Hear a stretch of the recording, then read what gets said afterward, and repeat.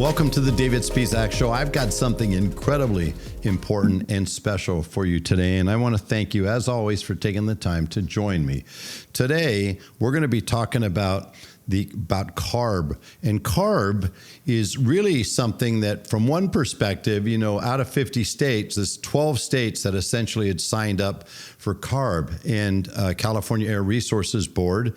And basically what that is, it's requiring manufacturers to have a certain percentage of new cars sold be able to be equal to what the expectation is or the target is for those respective states. Now, I'm joined, very lucky to be joined with three really esteemed gentlemen. I've got Brian Maas, who's the president of the California Auto Dealer Association with 1,250 members covering 1,400 new car rooftops. And Brian, thank you for joining.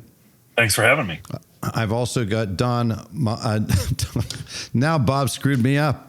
I wanted to say Don Maas because he's monosyllabic. So I've got Don Hall from the great state of Virginia Auto Dealer Association, which is unique from a number of respects, not the least of which is he happens to be in the area that encompasses Washington, D.C., and there's a few legislators wandering around those streets. And Don, I want to thank you for taking the time to join as well. Thank you. Good to be here on your show, David.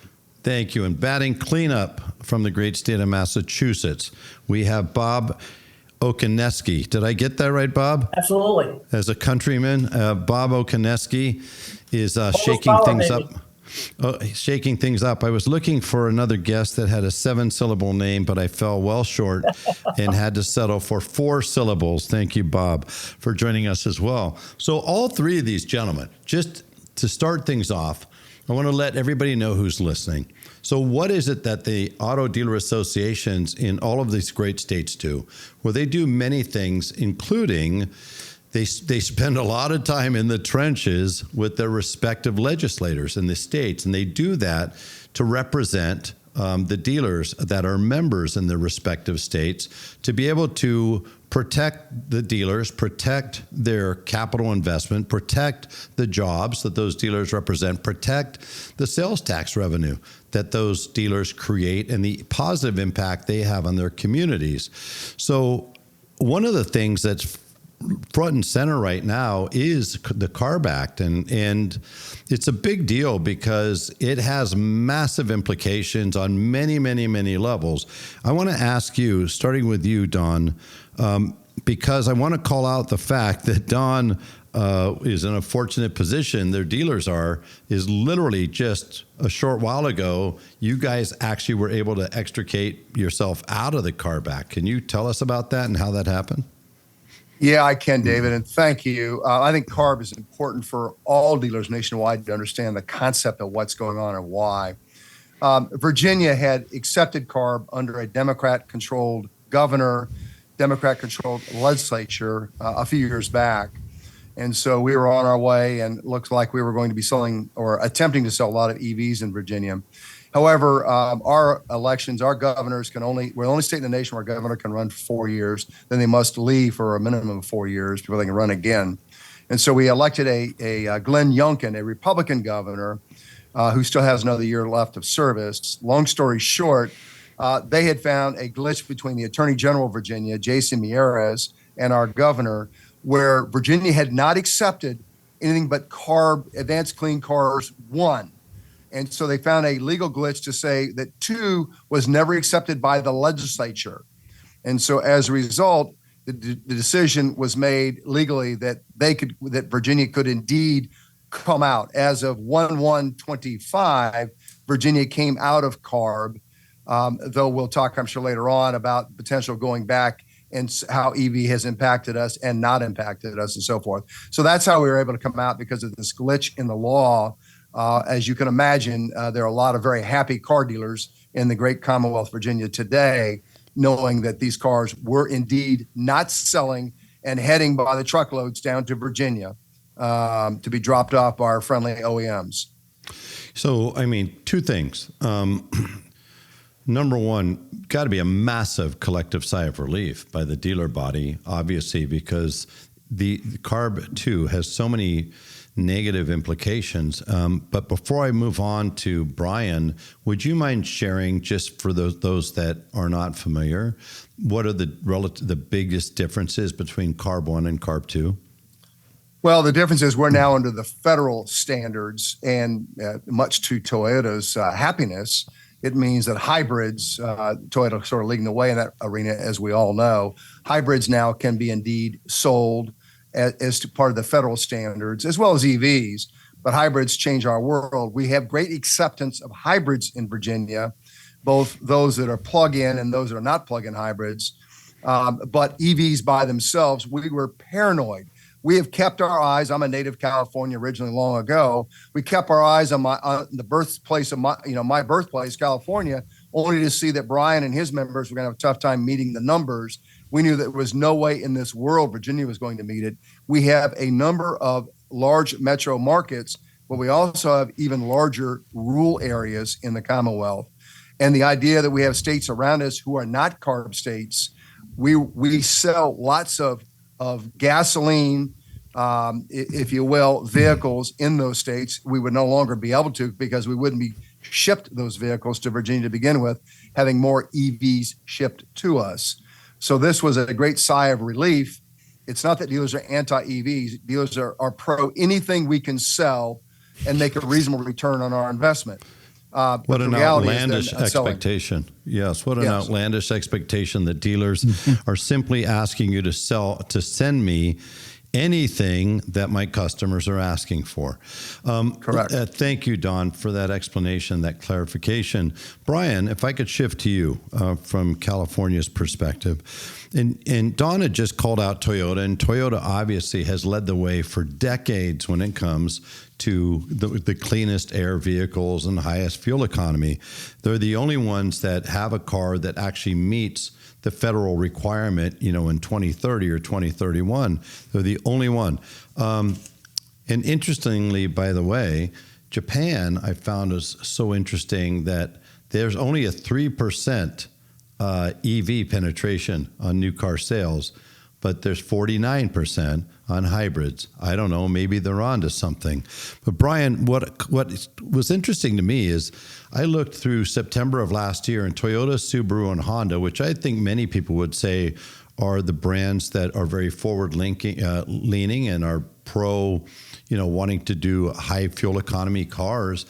Collectively, between the three of them, they had only sold about 5% of their total new car sales. Toyota, because of the hybrids, they would have been projected to do around 338,000 cars by my numbers in California.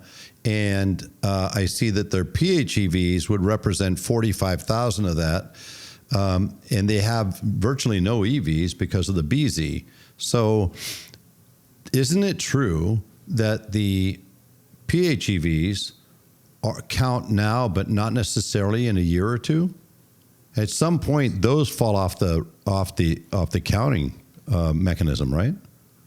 They do. The Advanced Clean Cars 2, which is the official name of the rule, has very intricate and strict requirements about what types of vehicles count and what types of vehicles don't count for purposes of meeting the mandate. The reason many of those of us in CARB states are up in arms is the mandates really start to kick in for 2026 model year vehicles. We could start literally in 3 months. Exactly. And what the requirement is any CARB state, a manufacturer must ship to the dealers for sale 35% zero emission vehicles. Now, plug-in hybrids can count, but only up to 20% of the total amount of the 35%. So 80% of the 35 have to be full BEV, and 20% can be plug-ins. Hybrids don't count at all. And the problem is in Massachusetts, in California, in all the CARB states, none of the traditional OEMs that make both internal combustion engine vehicles and electric vehicles are going to meet 35%. Not in any jurisdiction, none of the manufacturers. And so what that's going to mean is the manufacturers are faced with one of two choices. They can either pay substantial fines of over $20,000 per vehicle that they send above the 65% internal combustion threshold. Manufacturers aren't going to pay $20,000 fines per car. So that leaves choice number two. And choice number two is to throttle the inventory that they send to dealers to modify the ratio so that their percentage gets to 35% zero emission vehicles. So if you imagine a dealer gets 100 cars and he has to sell 35 of them electric, but the market only supports his selling 15 or 20 cars, you're going to have to substantially reduce the total number of vehicles you send to that dealer. And that's going to have huge impacts, obviously, first in the CARB states, but beyond in neighboring states. In California, customers looking for an ICE vehicle are going to be looking to go to Nevada or Arizona to find that car. Well, and isn't that guys, like, there's such a laundry list of challenges here. And it's so hard to wrap my brain around because it's almost like so many of these are common sense, and it seems like the can't see the forest through the proverbial trees. That when you think about that, the way the scenario you just gave me, just to paint the picture for anybody out there, a dealer selling 100 cars is pretty common in a month. Okay, 100 new cars. It's not the smallest stores, mom and pop, and it's certainly nowhere close to the big volume stores. But if that's your dealership, come 2026 models, then that means, based on what Brian just said, that you've got to hit 35%. Okay, well, there's not 35% of your customers that are going to buy those cars. I can only get up to 15%, as you said. Well, the only way I can get there, as he said, is the manufacturer is going to say, I'm so sorry, but I'm going to have to reduce the ICE vehicles. How much? Well, you'd have to, if you do the math, I'd have to reduce them by 58 units. Now, think about this. It's the ICE cars they actually have the potential of making profit on.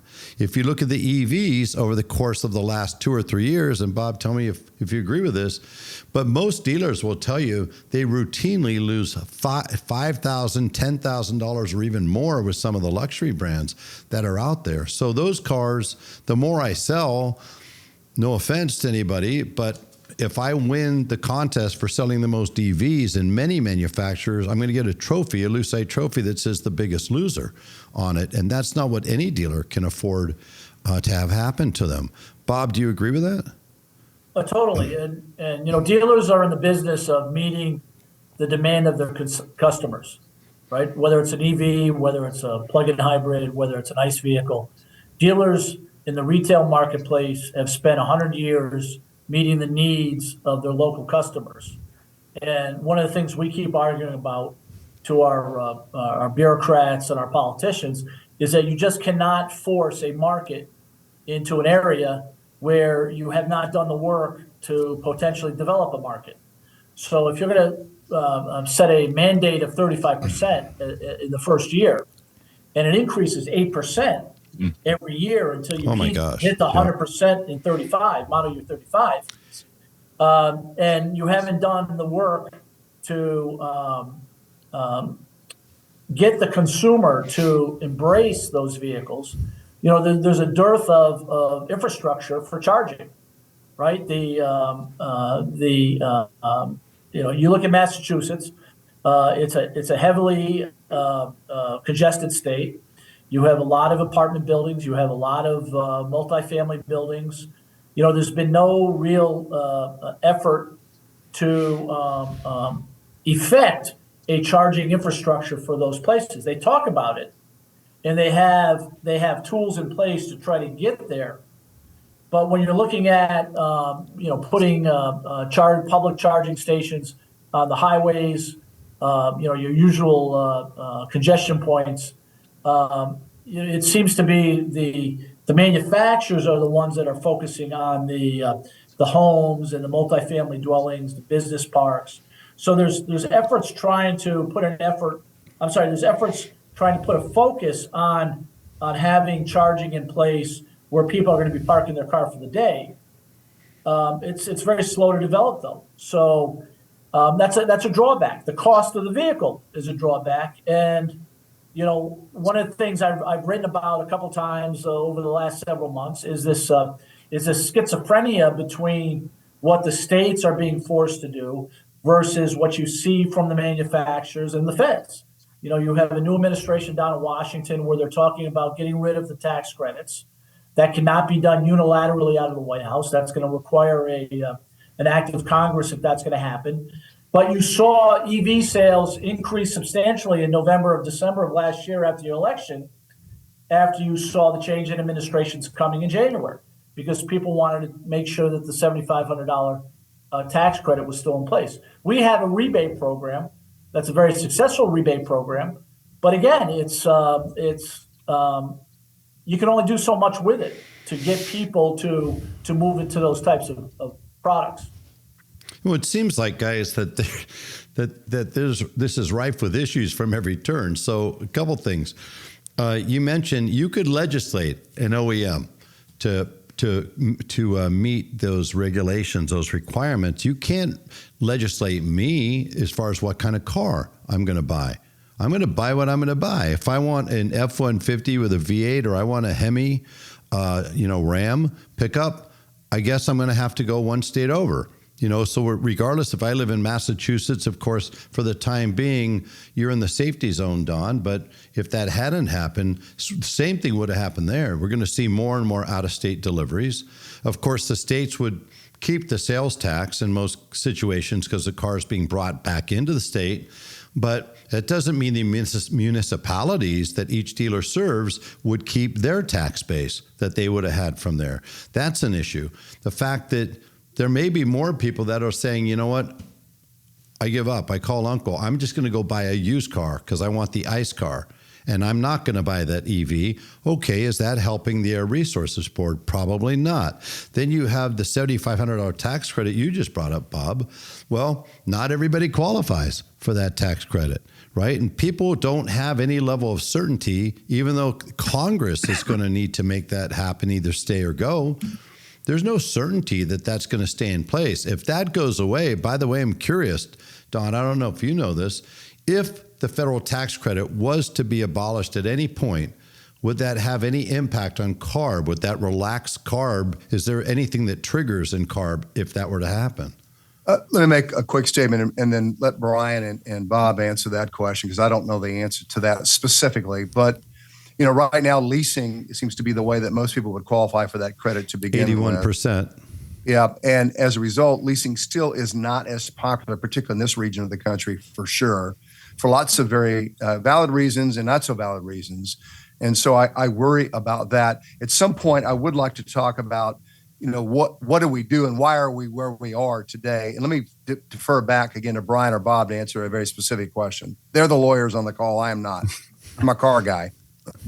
So the short answer to your question, David, is if the credit goes away, it technically has no impact on the CARB rule. The CARB rule was adopted in 2022, prior to the federal tax credit coming into being.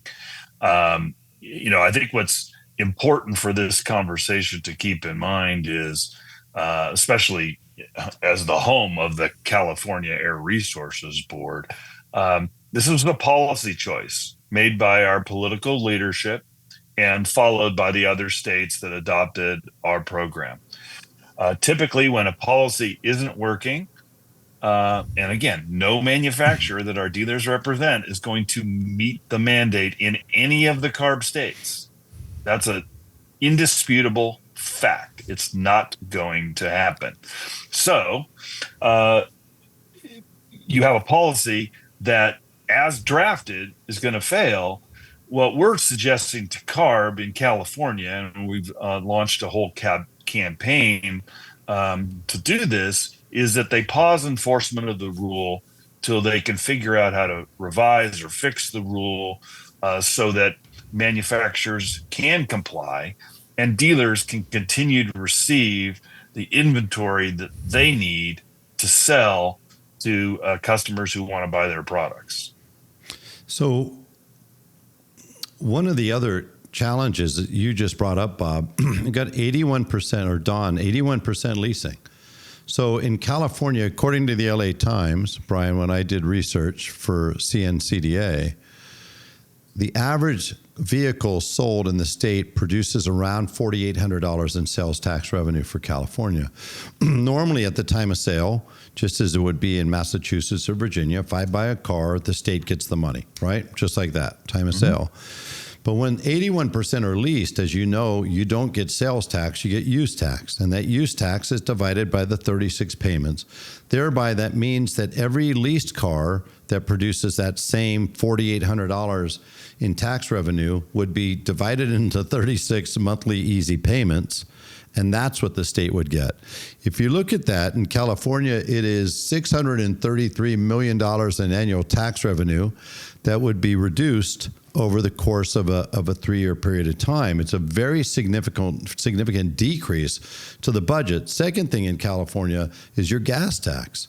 And it shows that there's a projection. I saw that there's a projection that California stands to lose billions of dollars in gas tax, and that Governor Newsom's answer was, well, maybe we'll figure out a way to just charge people by the mile. Well, won't that delight people that went all in on EVs, right?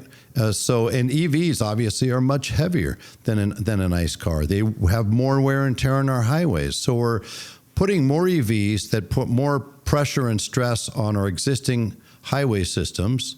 We have insufficient funding already to keep them up, and we're talking about a situation where we're likely to reduce the amount of funding or taxes that are coming in. Is that all a fair statement, Brian? Yeah, I think it is a fair statement. And, you know, as you said at the top, David, there are lots of challenges. And I think most of us would probably agree that electrification of the vehicle fleet is going to happen over time. Mm-hmm. The problem is this particular rule that California has adopted and the other states have followed isn't matching the market. And because it's not matching the market, you're going to have all these perverse, crazy consequences. And then on top of that, you have external extrinsic factors that are impacting the market too, whether it's the potential removal of the federal tax credit we've been talking about, or removing of federal funds for charging infrastructure, or, you know, the general economy. People don't feel comfortable spending $50,000 on a new vehicle if they don't know what the future's gonna hold, and whether their vehicle's gonna be able to be charged, or they can count on credits, or what have you. And when people pull back and don't make the decision to upgrade their vehicle and buy a new car, the ripple effects from dealers to consumers to state and local government are massive.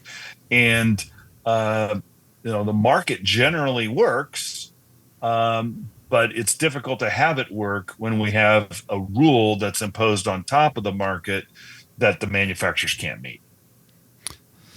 Bob, in California, when I looked it up, 60% of the BEVs that were sold in 2024 were sold by direct-to-consumer companies. When I take those, the 25, they had 26% of the new cars purchased in California were BEVs. But when I pulled out the D2C, it's only 13%. Don't you think it's important for constituents, for consumers in each of these states to get the transparency that while they might hear a narrative that we're going to go from 25 to 35, the reality is every D2C is already 100% compliant. They're there. They don't have to change a stitch. None of them have to comply with the same rules, marketing rules or other rules that franchise dealers, they play in their own playground and by their own set of rules. But the dealers are basically being asked, and the manufacturers with them being asked, to go from 13% to 35%. This is nearly a tripling of the EV sales we have now. Isn't that an incredibly unreasonable expectation?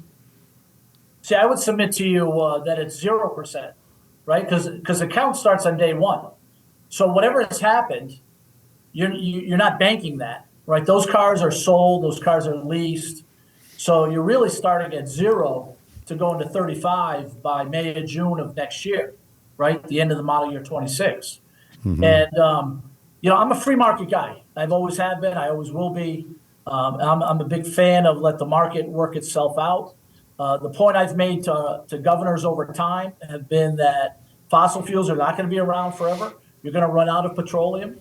You're going to run out of petroleum that's can be refined for automobile and heavy duty vehicle use. So it's just a matter of time before manufacturers start looking at alternative propulsion methods to move that vehicle. I don't think EVs are necessarily the way to go. I've said to our legislature and to our governors over time that you look at the exploration that some of these mineral companies want to do and ripping up the ocean bottom. Why is it we're going to rip up the ocean bottom so that we can put minerals in the batteries so the emissions can be cleaner? It doesn't make sense to me that we're going to rip up the ocean to try to save the emissions. It just doesn't. It smacks of the whole Vietnam thing of we're going to destroy the village to save the village. Back in the day, going back to LBJ and McNamara and stuff.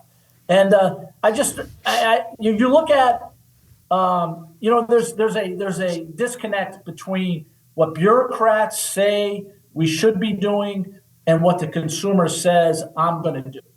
So you may have a rule in place that says that 35% of the inventory has to be EVs, right? And you're looking at a $50,000, $55,000. You look at the higher end of the vehicles, even at your legacy manufacturers, the Ford dealers, and the Chrysler and such. You're talking $90,000 for F-150 Lightning.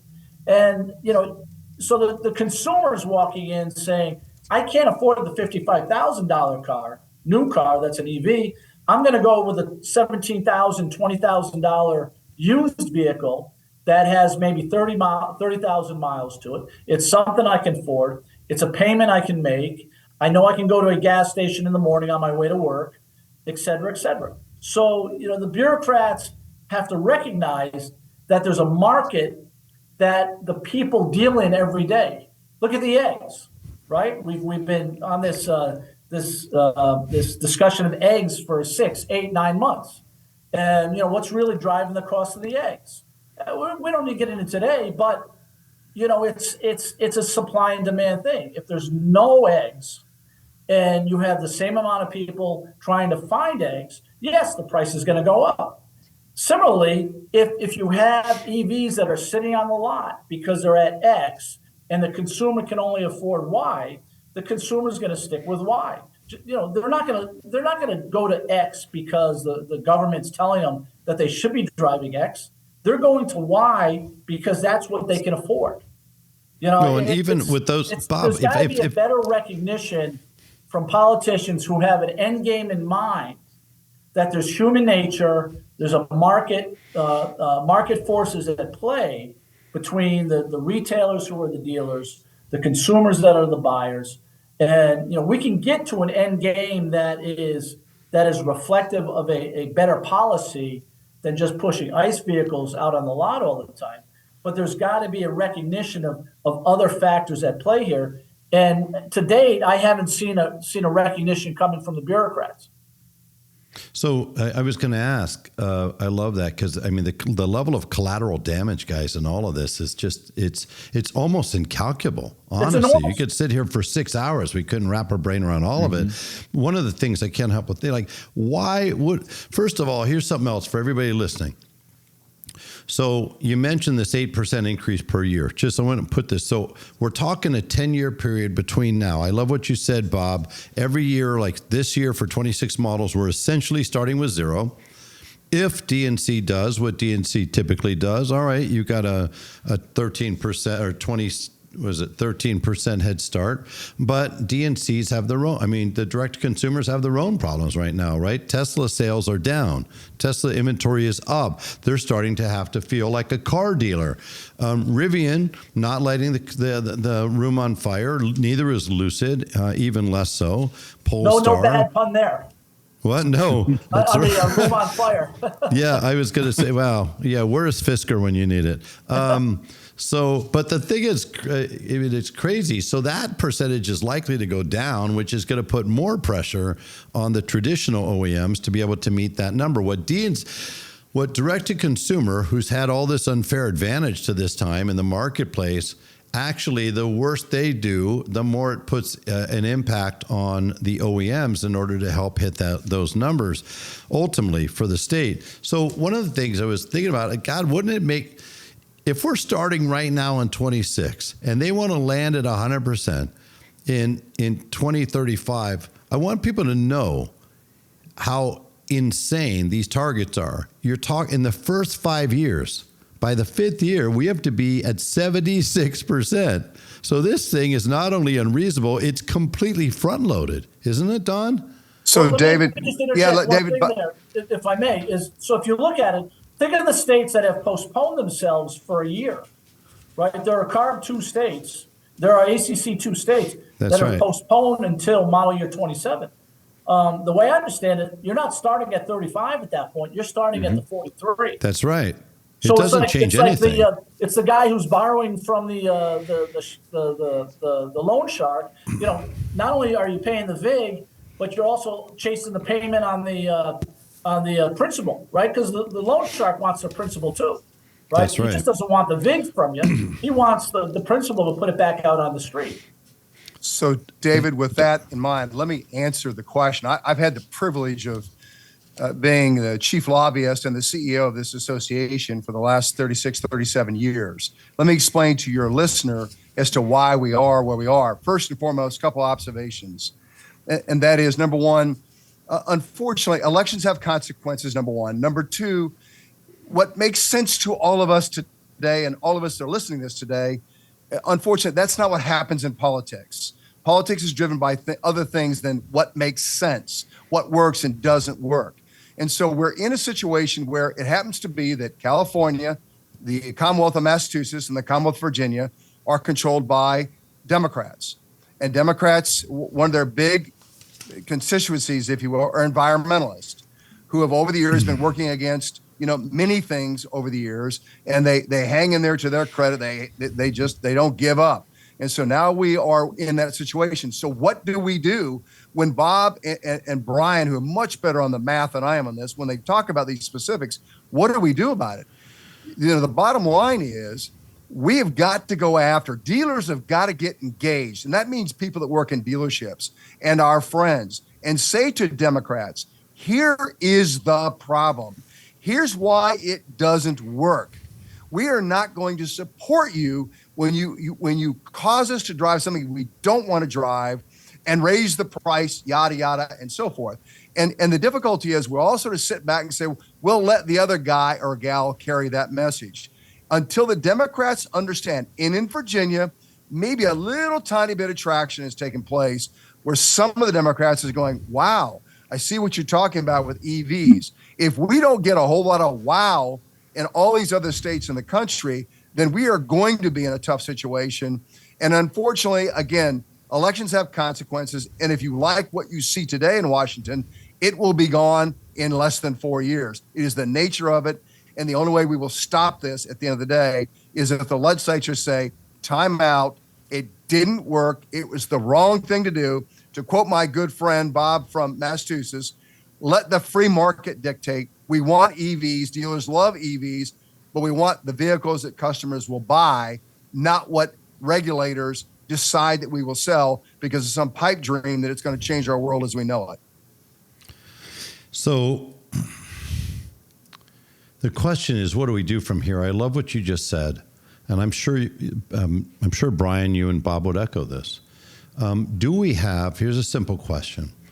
Are you seeing the level of high engagement from the percentage of the dealer member population that you would expect or you would like to see in order for us to be able to ultimately affect the change that we want to see and they want to see? I'd say not yet, but we're working really hard to get there. The analogy I like to use, most people, most consumers, many of our dealers, certainly a lot of the policymakers, bureaucrats, what have you, they have no idea that this rule is kicking in 3 months. And we launched a campaign in California called Calibrate. We want CARB to calibrate its rule and reassess its rule. And part of the messaging of that campaign is to raise awareness of the impact of this rule, and encourage CARB to take a pause of enforcement of the rule so we can continue to sell the cars that people want to buy. And then we can all roll up our sleeves and figure out how to fix the rule going forward. We're not trying to throw the baby out with the bathwater here. What we're saying is this rule, as drafted, isn't going to work, and we need to come up with a better policy. And all of us do that in our capitals all the time.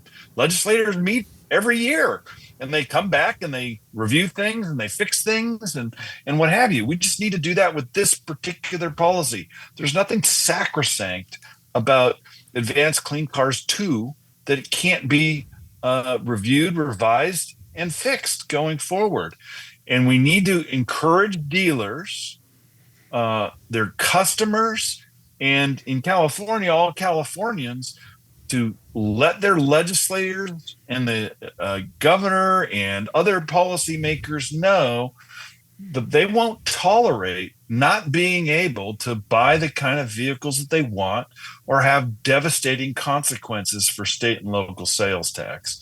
So we're having our legislative day at the Capitol next week.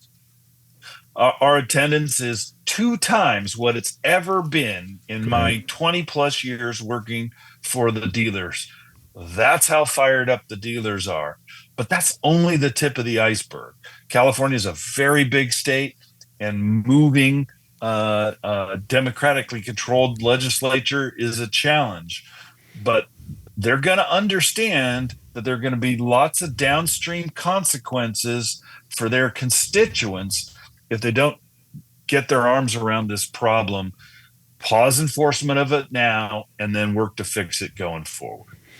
Bob, is this a bit of a microcosm of what we saw in the election, which was a bit of a referendum? When you look at Donald Trump's victory, and the Democratic Party has fallen so much out of favor. The Democratic Party, by many people's accounts, is become disconnected from the everyday person, from the middle class, from the people that are trying to work their way up. And so question number one I have for you is, isn't this a bit of a microcosm where they just keep trying to force this same thing down somebody's throat, whether it makes sense or not? It reminds me almost like if I get into an argument with my wife and halfway through the argument, I realize, holy crap, I'm so wrong, but I just keep pounding on my same statement because I don't want to back things up. So anyways, what's your thoughts there? And the second question I have for Dawn. I would just submit to you that I learned many lives ago to just, yes, dear. Yes, right, ma'am. dear. Yes, ma'am. Yes, I know. But let's set that aside for a moment, Bob. We know that. And then Dawn, I want to go to you with this question. So we're getting dealers to rise up to a greater degree in numbers. What is the role of the OEMs, and should they and are they collaborating in these efforts? Go ahead, Bob. I'll start with you. So I would be more than happy to come back on for an hour conversation of what's wrong with the political system, right? I don't want to layer that onto this. I think what's happened is, there was a book that was written many years ago about a World War II called The Bridge Too Far, and it was made into a very famous movie where the Allies overreached in going for a third bridge where they just didn't have the logistics, the resources, the planning in place to get there. I think that was a noble effort to get to that third bridge. Similarly, I think there's some noble thoughts behind trying to get to a better emissions policy for the country, for our states, et cetera. We glommed on to the CARB rules back in the early '90s, so we've been wedded to whatever CARB does. We have to do as well. It may not necessarily be the most rational approach, but I think this rule is a classic example of the bridge too far, right? You have a policy in mind of where you want to be, of a cleaner environment, a cleaner emissions realm, if you will, and this may not be the best approach to take. And getting politicians, getting bureaucrats to change their mind on something is never easy. Just look over at time. It doesn't have to be an environmental policy. It could be a tax policy. It could be an economic policy that we pursue, whether in a state or nationally. It's very difficult to get that ocean liner in a different direction, get that battleship in a different direction. And I think here, just based on facts, the rule is not going to work the way it's structured. Right. So if you're looking at trying to get to a better marketplace for vehicles that eliminates the internal combustion, I would submit to you there's a better way to do it than what's been proposed and put in place, and that the rest of the states have followed. We've submitted comments to CARB in the past on some of their proposals, and their attitude is, well, we really don't care what you think. If your state chose to go our way, that's on you, right? We don't have to listen to you. And so, we have a responsibility back home to try to convince our own politicians and bureaucrats to maybe take a different approach. But unfortunately, the way our laws are structured, we're wedded to the CARB approach. Don, I wanted you to weigh in on the OEMs. And David, let me first, one quick comment about car dealers. You and I have worked for dealers most of our adult lives. Mm-hmm. Both of us have, since our military days. I love car dealers, but this is a part of the personality I despise about car dealers as well, and I criticize. And that is, look, I'll get involved. I'll go out and talk to legislators. I'll talk to people. But damn it, I've got a great month going. I'm going to finish strong. Or I've got a weak month going, and I got to finish strong. I'll do that next month. But this month, OEMs have got pressure on me. I'm going to hit certain bogeys if I do this, do that. And that is a curse that it both drives us and fuels us, and I admire it. But it also causes us to say, it's tomorrow when I'll get with my legislators on this issue. OEMs talk out of both sides of their mouth. Bob and I were talking this prior to this conference, even today. They talk out of both sides of their mouth on this. Part of it, I understand. They're playing the bigger game, Washington, D.C. game, which is a fickle game. And so, you got a new president, we got a new policy. Got a different president, got a new policy. They will do, and unfortunately, and much as I hate to say this publicly, but it's a fact, whatever they do, they don't do it for the benefit of the car dealers of this United States of America. It's a shocking revelation. Shocking. And consumers receive whatever the hell happens to us based on what the OEMs do to us. So, but they're fickle, but I get intellectually, it's because they don't feel like they have the grounds in which to win, so they'll blow whatever direction the wind is going. Right now, they're curtailing, they're coming back off of these, which creates a problem for the CARB states as well. And as soon as things change in Washington, it's over with. They're heading the other direction as if they were the reason the other direction took place. So they are a fickle partner who literally can say one thing or another. And then you've got some competition going on amongst the OEMs, Toyota being one of them. By the way, interestingly, we keep talking about Toyota being so much more advanced. At the same time, it is Toyota who treats our dealers really well, Toyota Lexus. And we don't have the franchise fights with Toyota Lexus. Here's an OEM that sort of gets the big picture from the kind of cars we sell to what people want to buy to how to treat our dealers as well. God bless Toyota and what they do. And I wish the others could follow suit, even as they took on Washington, D.C. Toyota did do that. They fought the entire time where every other OEM caved in. And that I know was factual. Well, I would just add to that is Toyota is the only manufacturer that I'm aware of that has taken dealers to Washington to fight in favor of overturning the EPA waivers on the CARB rules. So I haven't seen that from General Motors. I haven't seen that from Ford. I haven't seen that from Honda, any of the other manufacturers, not to call them out. All I'm saying is that Toyota is the only one that took dealers to Washington recently to fight to get rid of the waivers. You know, I equated Toyota and Lexus with Warren Buffett because they are very resolute. They understand the market. They understand, you know, Warren Buffett, at the end of the day, as brilliant as he is, you know, he is obsessed with returning a tremendous amount of value to the people that put faith in him, to the people that are investors with him.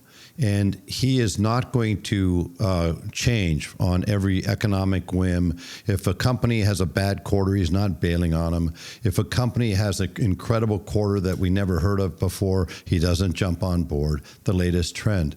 And I see the other OEMs more like day traders that are seemingly reacting and responding to everything that happens. And what day traders do, as you know, is they really try to essentially outwit, outsmart the market. And the reality is that just doesn't happen over a long term. And so they find themselves oftentimes having to react in an effort to recover losses that happened the day before. Toyota is rooted deeply in culture. I'm not so sure the other organizations, the other OEMs are. And the other thing I'll say about OEMs, maybe in fairness to them, you know, this is a very different world they're in compared to 10 or 20 years ago, don't you think? Because 20 years ago, 15 years ago, Tesla didn't exist. And if you look at today, the collective new cars sold by Tesla, Rivian, Lucid, and Polestar, albeit the last two especially are very small, they've started to take some very significant share. And part of that, I think, is what caused the OEMs to overreact, throw billions of dollars and say, we're going to go this way, only to find out that, like the day trader, oftentimes they're a day late on what the decision that they made. So they've got that. And Toyota is almost like a different kind of disruptor. They're an internal disruptor that places a different kind of pressure on them. So they're not in an enviable position. I understand, like you said, Don, they got to do what they got to do. But at the end of the day, for all the talk that we're supposed to be partners, OEM, you're my partner, it seemed to me the last time I looked that if I'm your partner, that there should be more collaboration. There should be maybe a level of transparency, the same level of transparency you're asking me to have with my dealer clients. I don't know. Maybe you should have that with me, and maybe we should get them to step up a little bit more. So, Bob, you were going to chime in. I just wanted to say, you know, going back about, 15 minutes ago, where you raised some questions on the political atmosphere. You know, I think what's happened over time is there's been a lack of conversation amongst various parties. You know, if you go back to the 60s, 70s, 80s, in my observation, that if government wanted to get to a point X, they would reach out to the regulated parties and say, this is where we want to be. What is it that we have to make you do to get to where we want to be? You had conversations. In this rule, in a number of rules, I don't see conversations actually happening. Where we've been successful in Massachusetts as a Commonwealth with our governors and our legislature, you know, they've been very good. Where they've been successful is laying out a vision of where they want to be, and then having conversations with regulated parties about trying to get to that goal, right? I don't see those conversations happening, whether it's Washington, whether it's elsewhere. I don't see conversations happening between regulators, politicians, and regulated parties that you really need, because you need the buy-in from the regulated party if you're going to be successful with a policy.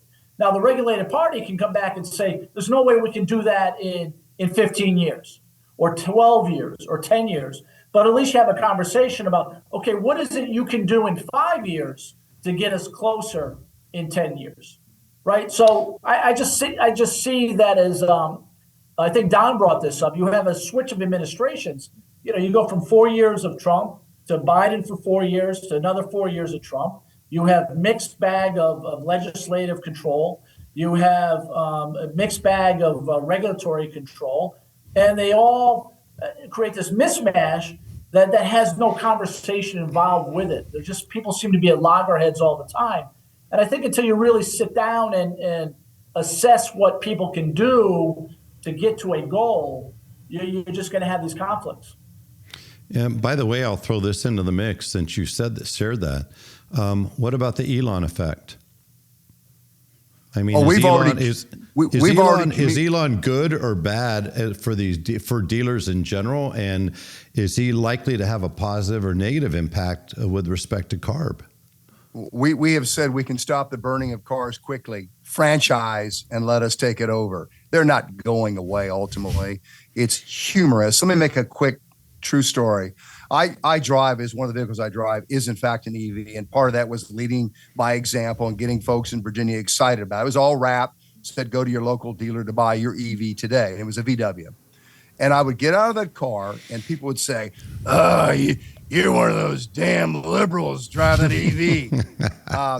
And I would say to complete strangers, why would you say that to me? You're driving an EV. I said, look, first of all, to my knowledge, this car has never voted in its entire existence, number one. So it is not partisan in any way, shape, or form. Two, it's become an issue. If you drive and support EVs, you must be a damn liberal. And if you don't, then you are you're the far right conservative.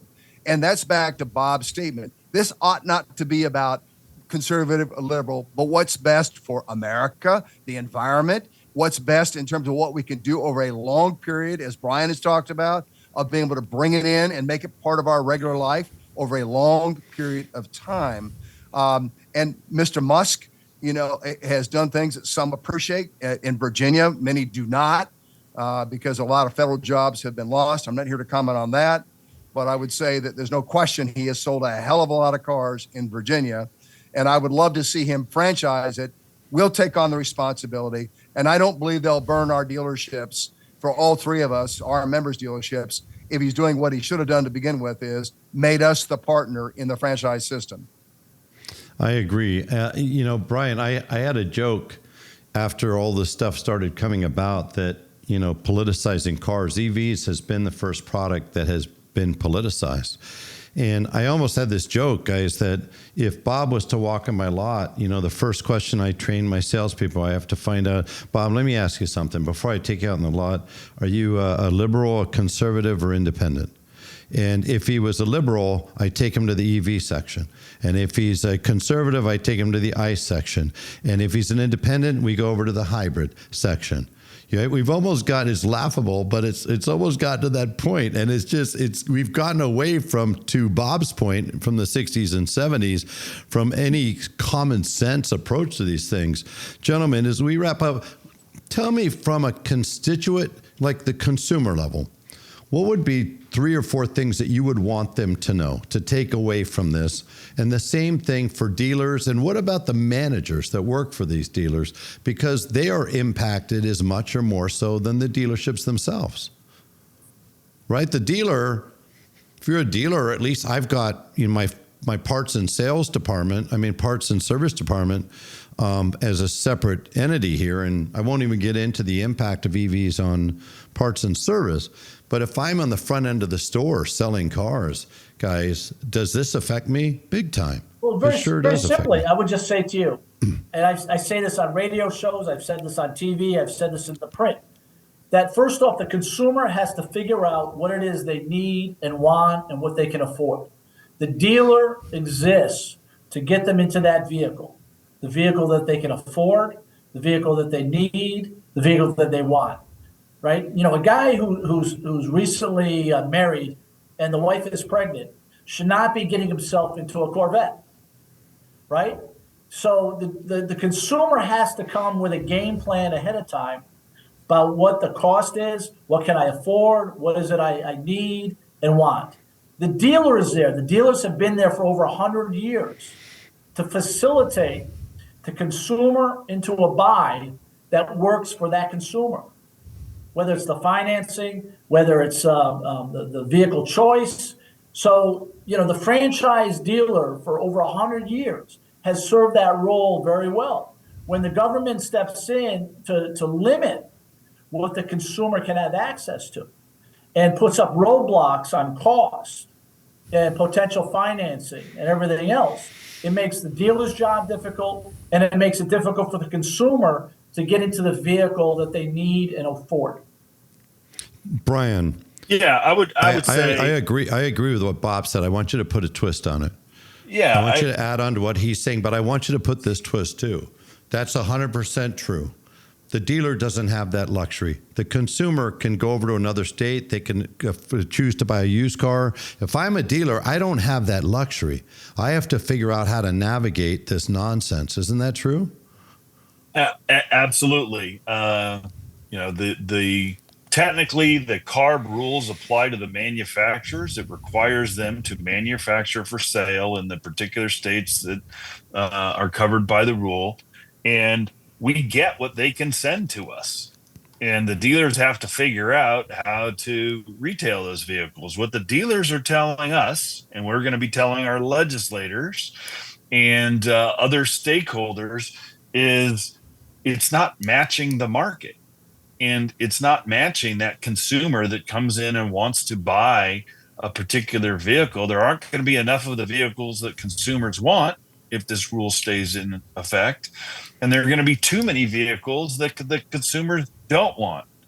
And when that happens, serious adverse consequences occur. So, the message has to be, we need to get the word out about the impact of this rule, not just on dealers. Obviously, we all represent dealers, but on our customers, on other stakeholders, state and local government, police and fire are going to be impacted because sales tax revenue is going to drop because we're going to sell fewer cars. Schools.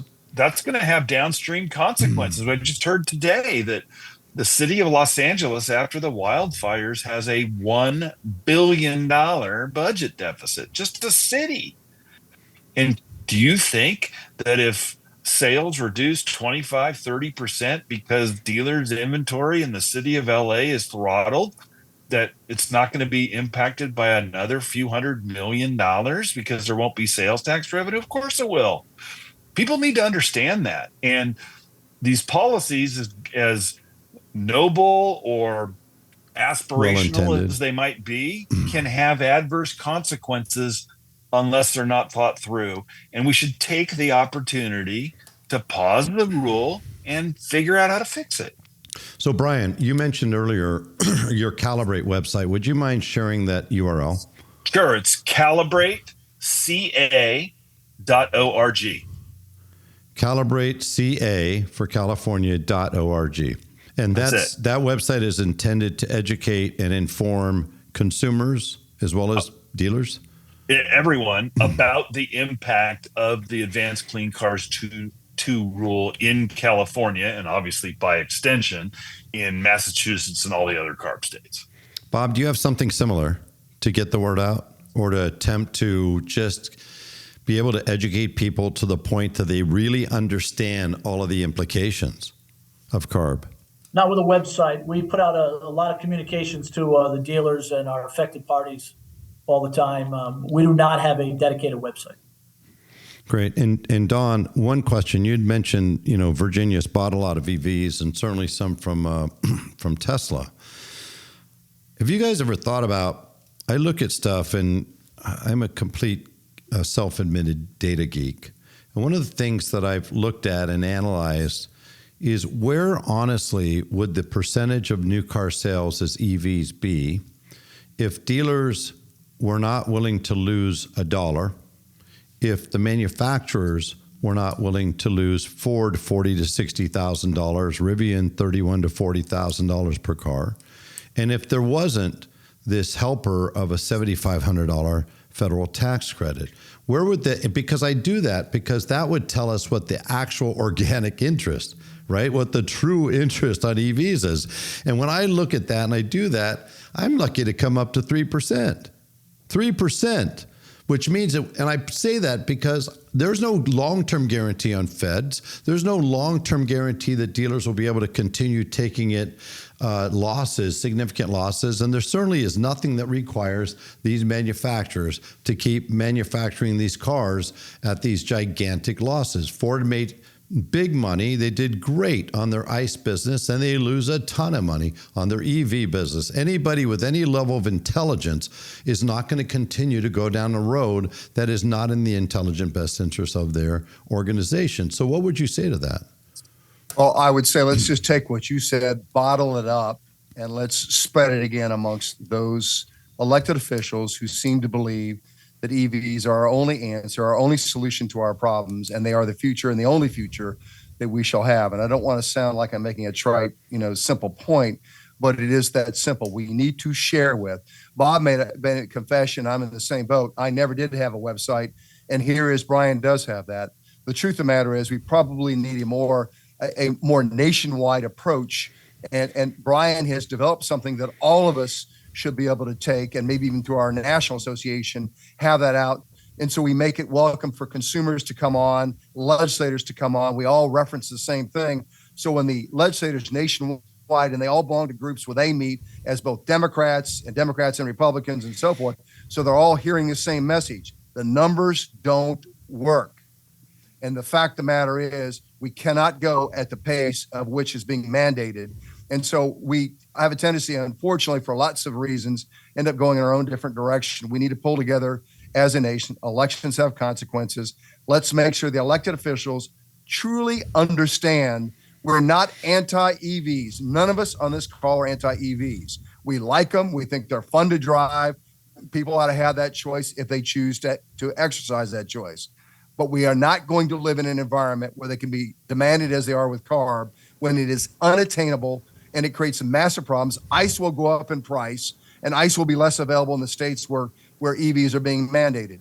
And so at the end of the day, let's take those numbers and let's make sure the world knows exactly what it is, and then remind folks that elections have consequences, and every election, every legislator, period, in the state and in Washington, D.C., all care about one thing only. Everybody would like to say money. Not true. They care about one thing, getting reelected. And if they feel the threat because they're not listening, this is not a partisan issue, ladies and gentlemen. This is an issue about the welfare of this country and an inability and an industry that could come crashing down if we're not real careful with the demands that are out there currently under CARB, and therefore being pushed on to other states because we've accepted CARB in our states. Bob, any final words? I would just submit to you that this has all been done ass backwards because no one's really Wait, politics ass backwards? Another revelation. It's a legit legal term too. Ass backwards. It's no one has put forth as to why we need to do this. If the manufacturer had come out and said that, listen, the legitimate supply of petroleum in the ground is 90 years. We are going to pursue a policy of alternative fuel propulsion over the next 50 years, which will include electric vehicles, hydrogen vehicles, the Willie Nelson frying oil out of the diners vehicles. If people just lay that out as a vision of what the problem is we need to address, you may get better buy-in from the public on this. But to just simply say 35% this year, 43% next year, 51% the following year, with no real discussion of why we need to do that, I think you lose, you're ceding ground to the problems that we're facing. There really needs to be, I read these petroleum reports all the time where they discuss based on demand and everything else where our petroleum supply is in the ground and what's being pumped and what's being refined. It's interesting to read. We're getting into the weeds, but until you have an articulation of why we need to do something, the consumer loses track. Because let's face it, consumer can think of 3-year increments, 5-year increments. If you're 60, 70 years old, you're thinking about your last buy. right? You're not thinking about 2 or 3 vehicles down the road. You're not thinking about 2 or 3 suits down the road. You're thinking about, okay, will these socks last me till the next funeral? It's interesting that, a couple thoughts. Number one of the great narratives out there early on was, hey, we've got to extricate ourselves from this over-reliance on OPEC, right? And so instead, we have brilliantly navigated ourselves into an over-reliance on China, right? It's like, what a fantastic plan that was. So, as you know, they produce 85% of the batteries. They control the supply. What business would you get in where you have no control of pricing and no control of supply? So they have control of 85% of the batteries. Okay, well, we'll go find our own nickel. We'll go find our other minerals that we need in order to create our own batteries. Okay, well, there's a problem. 92% of all refining of the minerals needed to create a battery happens in the same place in China. And by the way, by the year 2030, they have the capacity to produce 75% of the new cars in the world. At the same time, the United States since 2020 has had an oil surplus. Not a shortage, a surplus. We are the greatest producers of oil in the planet at 13 million barrels per day. And so, absolutely, I understand. It's a finite resource. I understand completely. And I think the point you made, Bob, is a great one. Let's figure out exactly what do we have, when we're going to run out. No different than a company with cash burn and cash on hand. How long can I go before I have to make a move? And come up with a great long-term plan. I think that's absolutely brilliant. But I think that obviously the narrative that was put forth in front of all of us was a false narrative. And frankly, we're in a worse position today than we were when we had this quote-unquote over-reliance on OPEC. Brian, I wonder what your last word is. I just encourage dealers to get activated, participate with their state and national associations. This is going to affect their bottom line. Our board of directors passed a resolution that said the CARB ACC2 rule is our most important public policy issue, period. It's an existential threat to our business if a regulatory entity is allowed to tell the manufacturers that they have to throttle inventory that they send to us. And the way to change minds in any state capital or in Washington, D.C. is to have an engaged constituency explain to the elected officials, as Don said eloquently earlier, that this is going to have consequences for them and their reelection if they pursue policies that don't work for their constituents. And so engagement is the key. I want to just wrap up by saying, first and foremost, thank you again to all three of you. So we've got Don Hall from Virginia Auto Dealer Association, Brian Maas, president of California Auto Dealer Association, and we've got Bob, doggone it, Okoneski? Bob Okoneski, Massachusetts Auto Dealer Association. I want to thank all three of you gentlemen for the incredible conversation and the insights that you've shared, which equally positively can impact both, dealers, their associates, their communities, as well as the constituents of all of your states and all CARB states. So thank you. I'm going to start with that. And I want to thank, obviously, everybody who's taken the time to listen. I have no doubt that you found this as interesting as I have. There's so much about CARB. It's interesting. As big as this is the biggest thing on earth to dealers in all of your associations, and as well as the other 9 states that are CARB states, it's interesting how little you hear about this in the press, isn't it? Like, how much have you even seen articles on CARB and the implications on communities, on social services, fire departments, schools, the impact it's going to have on potentially on jobs for dealerships? I can't keep the same 70 employees, Don, if I'm going to get 40% less new cars. I can't get there. I'm going to have to make changes. But yet I don't seem to see, have any of you seen articles on this? We've started to see some traction in California. That's part of what the Calibrate campaign is to get the word out.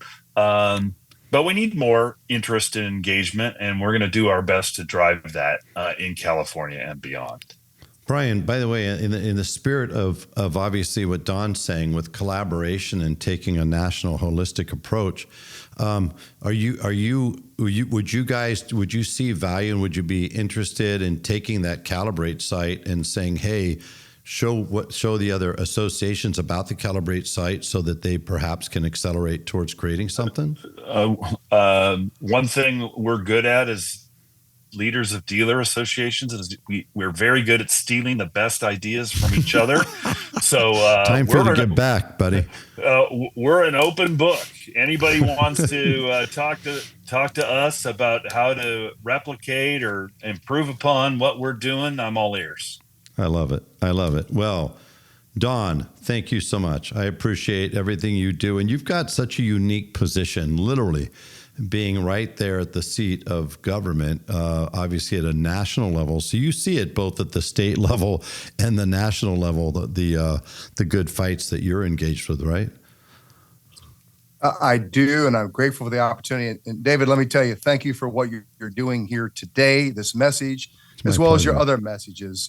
We are retail guys that have the honor and privilege of serving the industry a little differently at this point in our lives.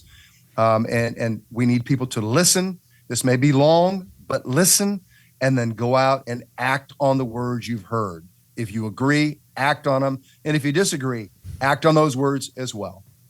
Great. Bob, thank you. I can't thank you enough for taking the time to join. And you were kind of a special drop-in guest. It's kind of like I was just walking down the street. I got rolled. You show up to go to a Garth Brooks concert or something, or a Blake Shelton, and then Lady Gaga drops in or something out of thin air, and completely the arena goes wild. So thank you for like joining. Waylon Jennings just showing up behind the scenes at a Willie Nelson concert. I love it. Yep. Waylon Jennings. God bless him. Love that guy. All right, Brian. But thank you for the time today. I really appreciate it. I appreciate all you do. And, thank you. To answer one particular point of your question is, the heavy duty truck side of this equation got an earlier start because the rules were expedited on the heavy duty truck requirements. So you have seen a lot of articles in my neck of the woods and stories on the advanced clean truck rules and the percentages that they have to hit on the zero emission vehicles on the heavy duty truck side and what the economic disruption that's causing. We have dealers who have not put in any orders for any of the ZEB trucks for this year, and consequently they don't have diesel. They're selling every diesel they can. And I think you're seeing the same situation in California. 100%. Sales are down 80% year over year in the heavy duty truck market. Wow. 80%. Wow. That's just not, you think about it. It's not the independent trucker necessarily.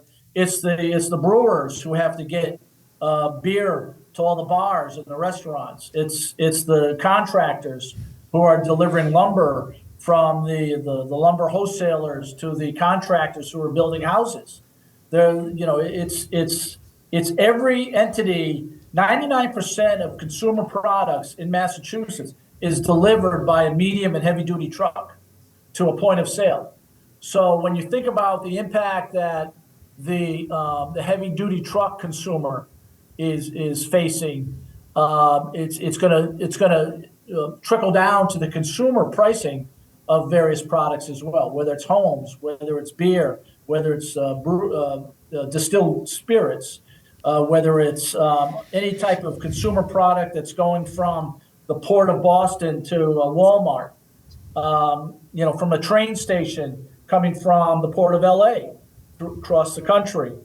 Every consumer product can be potentially impacted by the fleet owners and their inability to find product to buy that can best suit their businesses and deliver consumer products at a reasonable cost.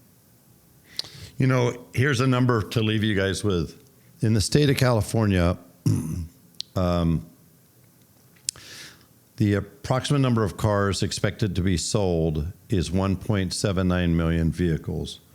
The current trend is that 163,000 will be EVs, 60,000 will be PHEVs, which is 12.5% based on a 35% target That would leave a deficiency of 402,000 units across the traditional OEMs. If you do the math on that, it is a mere $8 trillion. But remember, it's 35% per manufacturer. It's not 35% in the aggregate. Oh, I understand. But that's why you're 100% right, Bob. So there's some of these companies that when I did the math, it's going to cost them, Cadillac, it looks like maybe $10 million, Audi, maybe $80 million, Ford, $700 million, which would be about 12% of their market cap would happen there. Jeep, a quarter of $1 trillion, $238 million. And by the time the PHEVs don't count anymore, Toyota is going to end up being the biggest one hit. And they're going to have to catch up. They're going to have to either help that CARB goes away or they're going to have to catch up on BEV really quickly. So with that, thanks again. Appreciate everybody taking the time to join. Gentlemen, thank you as much. For anybody that wants to get the word out, there's a great way. Share this episode out with every dealer, every manager, even consumers that you know, so people have the education and insight they need. Second thing, please take the time to subscribe and download. Third thing, please take the time to reach out if you're a dealer. Not just reach out, but to Don's point, please get out of your seat and get involved, because there isn't time 2 months or 3 months or 6 months from now. By then, it's too late. So it's time to get out there right now. And for everybody else, please take the time, if you would, to just talk about this, get the word out, amplify it in any way that we can. Because at the end of the day, having CARB be able to be paused until we really figure out all these implications and do it in a way that makes sense, based on not what legislature wants, not based on politics, but based on what consumers are willing to buy for EVs. We can't legislate people to buy something they don't want. Thanks for taking the time to join. Look forward to seeing you next time on the David Spisak Show. Thank you.